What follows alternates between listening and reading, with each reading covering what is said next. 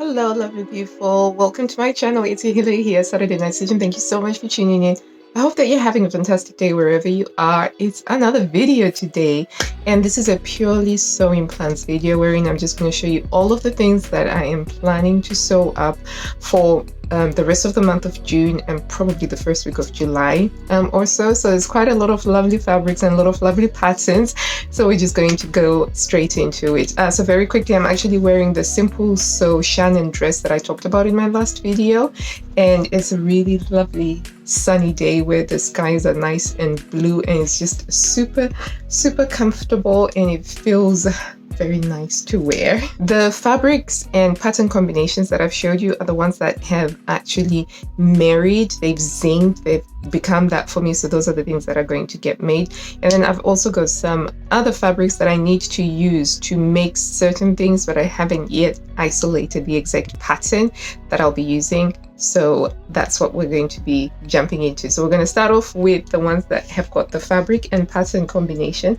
So first things first, I've got the Simplicity S8447 vintage 1940s coveralls, the Rosie the Riveter ones. To be fair, I was a little bit disappointed that I didn't get the pattern envelope with the actual Rosie the Riveter, you know, the one where she's kind of like that and she's got the headband, but never mind. So I have cut it out already. I cut it out in a size 12 because I need to be able to move in it.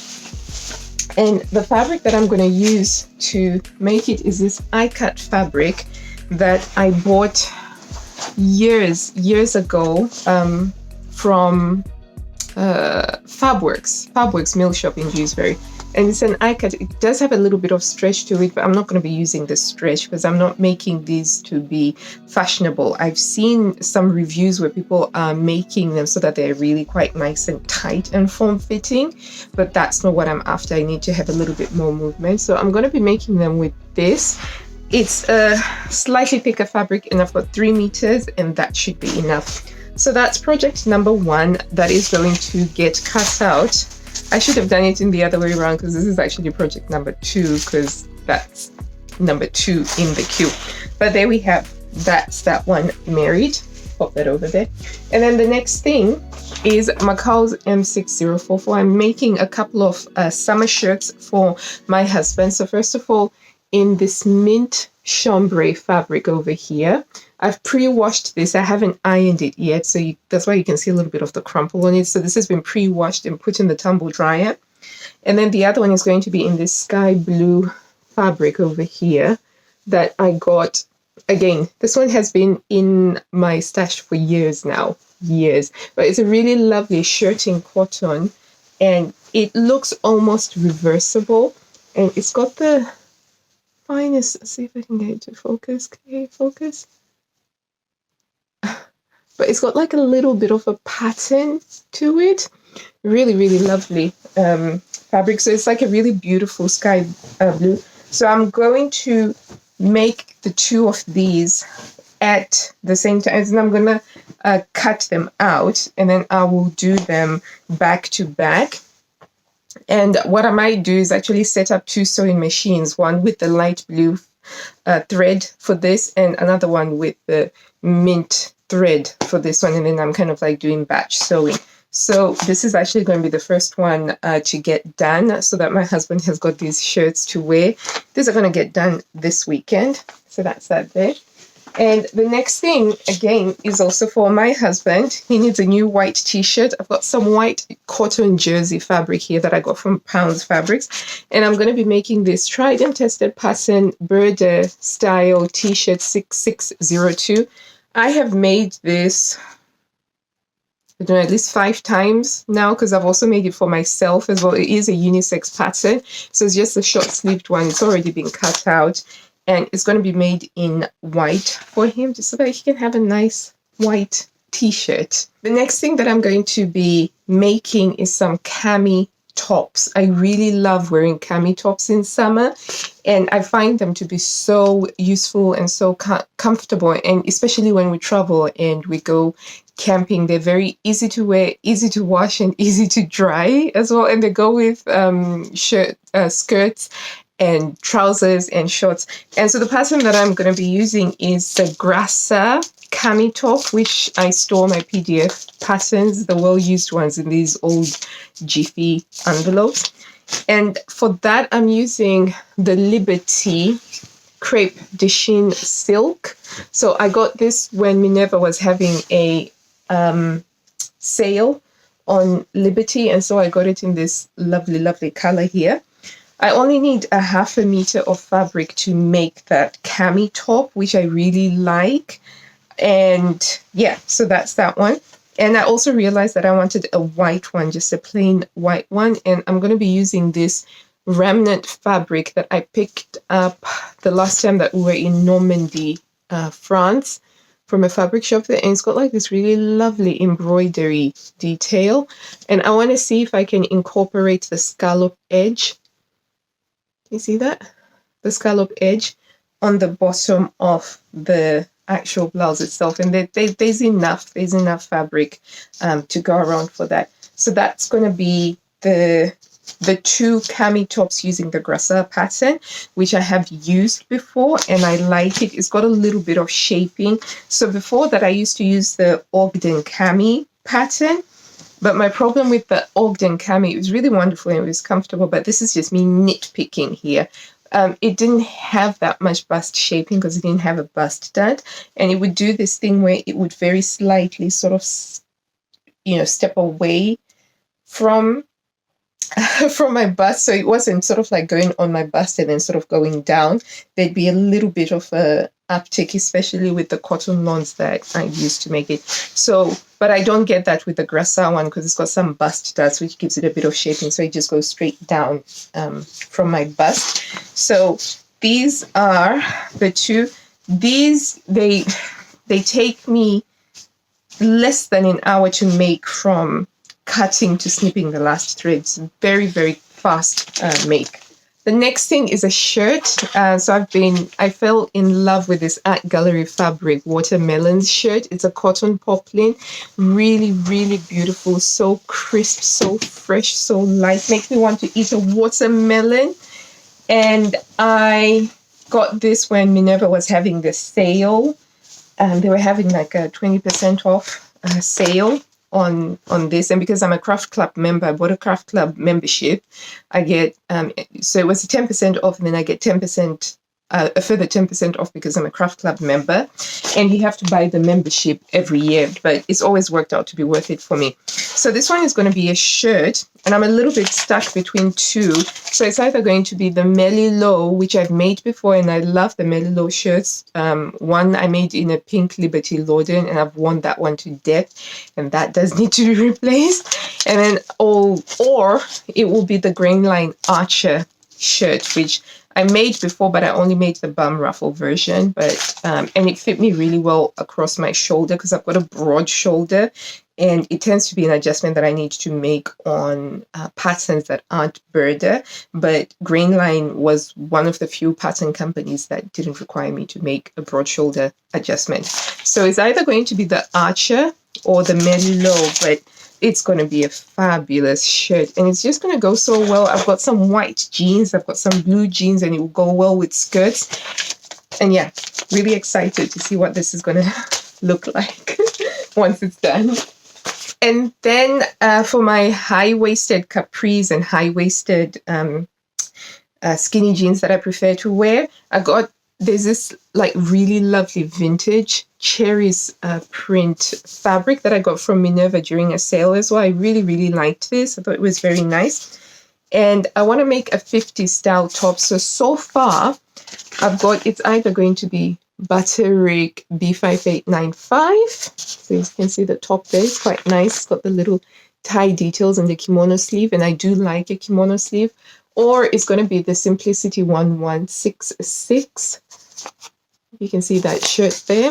It's got some really interesting sleeve detail, but it's got the tie front. So it's going to be either that, and that's going to make this top. This, again, will go well with my white jeans and with my my white skinny jeans, my navy blue, indigo blue skinny jeans, my shorts, and my skirts. So it will be a really good good addition. So that's that one. Now I am going to show you the fabrics that I've put aside that need to be sewn up, but I haven't yet located the pattern that I need to use for them. Very ambitious sewing plans this time around, but I've got this pink cotton jersey. I want to make a t-shirt for myself. I love wearing pink, especially in summer. I really go for the light, fluffy pink. So there is a border pattern that I'm thinking of using, which is a raglan sleeve pattern. And I think it was either in the March or the February 2022. So again, I have to find it, trace it out, and then use it. But I want it to be sort of like more quite close fitting rather than a loose sort of t-shirt. So that's going to be that pink one. And I also need some pajamas. So I've got a really lovely set of winter pajamas that I bought from Costco. And they were having like a special off in their DKNY. So they're super, super comfortable. And they're burgundy with polka dots. And I love wearing them. I have like a little ritual where I'll do my nighttime routine shower and then I'll put them on. And I just feel really grown up and all that. But they're too warm for summer. So they're perfect for winter because they're very cozy and warm. The fabric is a very cozy, warm fabric, but they don't work for summer. So I decided that I wanted to make myself something like that. So I'm going to be using this Liberty cotton Tanalon, which I've been so precious about. I've had this for over 6 years now, and I love it so much. I love the print. It's like this really quirky little sketch print watercolor. It's a very lightweight and almost translucent. You can kind of like see through it, which is why it never really, I couldn't actually make a dress out of it because it's just way too see-through for me. But I think that for summer pajamas that I can wear around the house, it's going to be perfect. I just need to find a pattern for the pajamas to make. Preferably, I want them to be shorts, pajama shorts, and a short sleeve top because I think that sort of works out well for summer. Okay, and then the other one is a fabric that I've been super precious about that I just need to use, and it's going to be made into a dress. So I'm going to use a pattern that I have used before. I made a dress from Burda 7 2015. I can't remember the dress number, but it's this really beautiful 50s style. And it's got like a lovely neckline that's quite low. And it's a little bit poofy, a little bit on the poofy side. But it's a very, very gorgeous fabric. That goes like that. So I think that is going to be absolutely lovely and in keeping with my love of bright colors. I got this fabric off of AliExpress several years ago, but I need to get it done because it is quite, I just realized that kind of goes. Got accent colors. Okay, just going to put that there. And I've got some jersey to make some t-shirts for my kids, for my boys. My boys always get kind of a little bit left out. So this one's going to just make some simple t-shirts. I've got a pattern from Ottobre Design Kids for t-shirts for them, and that's going to be used for this. This is another one that's been in my stash for ever so long, but it will make a lovely t-shirt to be worn over the summer holidays. And then I've got these two fabrics in different colorways. So there's the navy pineapples and there's the sky blue pineapples. These are a medium weight cotton poplin, and they've got a little bit of give to them. I got this from AliExpress. Actually, no. Yeah, just a little bit, something like 1% give in them.